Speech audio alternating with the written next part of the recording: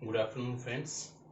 In last video, I have discussed the basic properties of the charge, in which I have explained one question, and here that is also another question that is also based on the basic properties of charge. And if a body gives out 10 to the power 9 electron every second, how much time required to get a total charge of 1 coulomb from it? How do we solve it? Means यहाँ पर हमें निकालना है total means what is the time required. तो number of electrons given by a body per second in 1 second, that is equal to 10 to the power 9 electron. 10 to the power 9 electron. It means what is the amount of charge given out by a body? Charge given by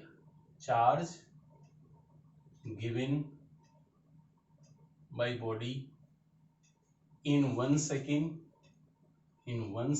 that is equal to, means ये that is equal to q is equal to plus minus n e, and this one n that is equal to 10 to the power 9 e 1.6 into 10 to the power minus 19, and now we simplify it, we will get a 1.6 into 10 to the power minus 10 coulomb. This one is a charge given by a body in 1 second, and now we have to require the time required to get total charge of 1 coulomb. Now we just apply the unitary method. Yes, 1.6 into 10 to the power minus 10 coulomb, that is a charge given by a body in 1 second. Now we apply the unitary method. 1.6 into 10 to the power minus 10 coulomb charge given by a body in 1 second, and then 1 coulomb charge given by a body in, that is equal to 1 upon 1.6 into 10 to the power minus 10 second. And now we simplify it, that is equal to 6.25 into 10 to the power 9 second, and this one is the amount of charge. And now we convert this amount of charge into years. That is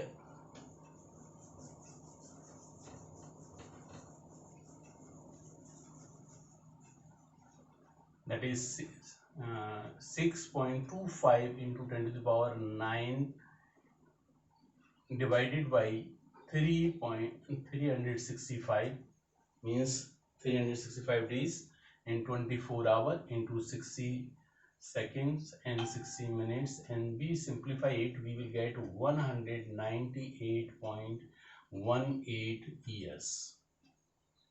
And this one is the time required to get a total charge 1 coulomb.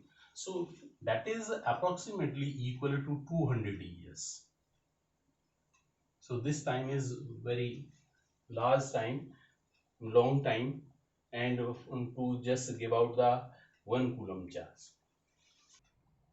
Okay, next question from NCERT exercise. A polythene piece rubbed with a wool is found to have a negative charge of 3.2 into 10 to the power minus 7 coulomb. Estimate the number of electrons transferred. And second part, is there a transfer of mass from wool to polythene? Okay, now how to solve this question? For it means solution पे बात करेंगे. Means that polythene piece rubbed with a wool means that polythene acquire negative charge. It means that acquired negative charge, that is q is equal to minus 3.2 into 10 to the power minus 7 coulomb. Polythene piece rubbed with a wool is found to have a negative charge. It means polythene acquiring a negative charge. Estimate the number of electrons. It means the value of q is given. Now we apply the quantization of charge. Q is equal to Ne, and it is 3.2 into 10 to the power minus 7, and N and E 1.6 into 10 to the power minus 19. And now we determine N is equal to 3.2 into 10 to the power minus 7 upon 1.6 into 10 to the power minus 19. Now we simplify it,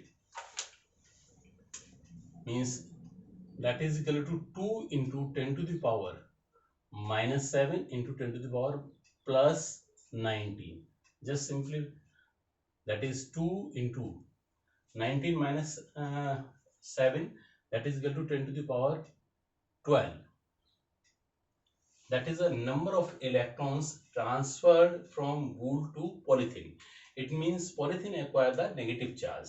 So this one amount of electrons are transferred from wool to polythene. So estimate the number of electron transfer. This one is the answer of first question. That is the first part. Is there transfer of mass from wool to polythene? It means electron is transferring from wool to polythene. It means electron possesses mass, so there is a transfer of mass. Answer second part answer, that is answer yes. How much? कितना mass transfer हुआ है? Means we can determine this one is equal to the mass of electron which is equal to 9.1 into 10 to the power minus 31 kg, and this one amount of electron transfer. So total mass transfer, total mass transfer,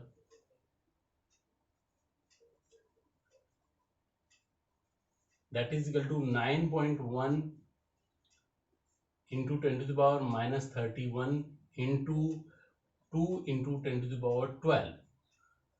Now we simplify this one, that is 2, and that is 18.2 into 10 to the power 31 minus 12, that is positive and it is minus. So minus 19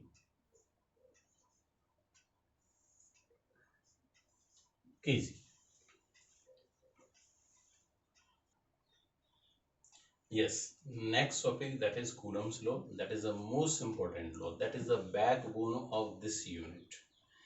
And Coulomb's law, the electrostatic force, that is Coulomb's law, the electrostatic force between 2-point stationary charges is directly proportional to the product of their magnitude of the charges and inversely proportional to the square of the distance between them. Electrostatic force या the attractive और repulsive force या coulomb force, that is same thing. Means so we are using a word electrostatic force, that may be a repulsive force and it may be a attractive force, or Coulomb force. We can give another name, that is the Coulomb force. So the electrostatic force between 2-point stationary, here we are using a word 2-point stationary charges. Point stationary charges means point charges, thus dimension of a charged particle which is very small as compared to the observation distance. So that is point charges. Stationary charges, it should be in a rest, is directly proportional to the product of their masses. These are the 2-point stationary charges which are separated by a distance r, These are the stationary 2-point charges. So the electrostatic force between these two charges is directly proportional to the product of their magnitude and inversely proportional to the square of the distance between them. Now we combine both the equation number 1 and equation number 2. So we can write it F is equal to Q, directly proportional to the Q1 Q2 over R square. Now we can replace this proportionality sign with the help of a constant. So F is equal to K Q1 Q2 over R square, where K is a positive proportionality constant, or you can say Coulomb constant. That is replacing a proportionality sign, so that is a positive proportionality constant and Coulomb's constant. Next, the value of this constant depend on the system of unit taken between these two charge particles, system of unit taken for a Q1, Q2 and R, and medium between these 2-point charge particles. Yes. Coulomb's law, that is F is equal to K Q1 Q2 over R square. And next, I have already told you this, the value of this K depend on the system of unit taken, and next medium between the charge particle. Here we are considering the SI unit for the quantities, and any dielectric medium, for any dielectric medium, K is equal to 1 upon 4 pi epsilon. And that is epsilon, that is known as the permittivity of the medium. That is known as the epsilon बोलेंगे. And here, so the formula for the Coulomb force, that is F is equal to Fm for a medium, m for medium, 1 upon 4 pi epsilon q1 q2 over r square.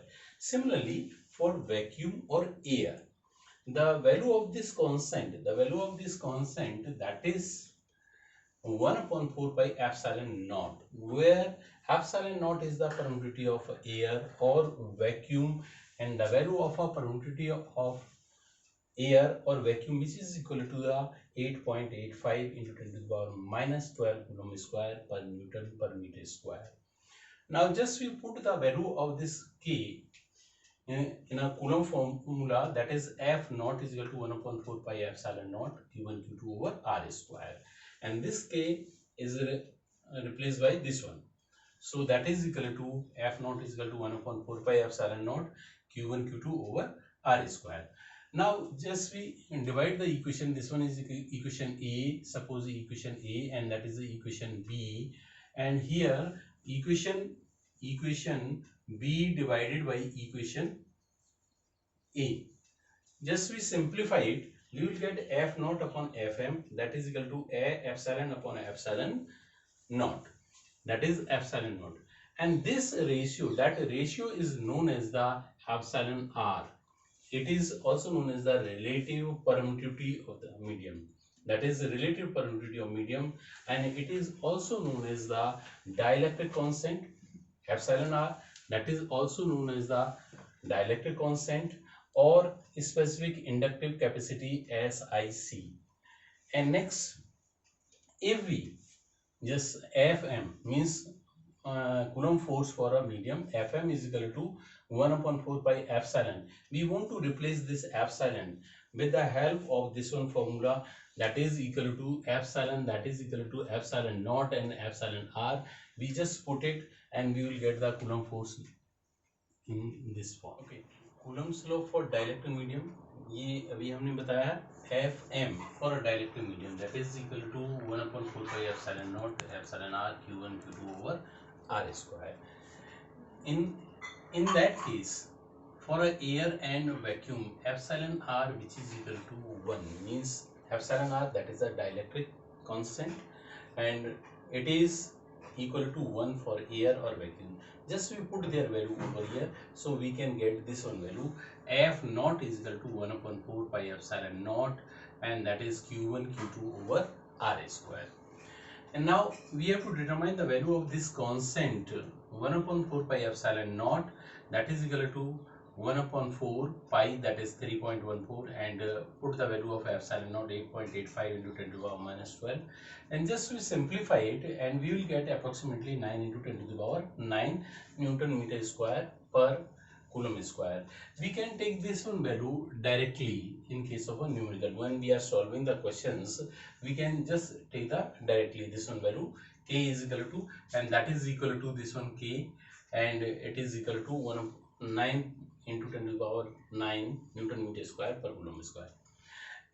Next, Coulomb's law in vector notation. If we want to write it in a vector notation, because force is a vector quantity, so F vector sign लगेंगे 1 upon 4 pi epsilon naught q1 q2 over r square, and we multiplied by the unit vector, r unit vector, means next unit vector, that is equal to r vector upon r magnitude of r, and that just we put their value. R F is equal to 1 upon 4 pi epsilon naught q1 q2 over r, that is equal to r cube. It is magnitude and it is a position vector. It is a position vector.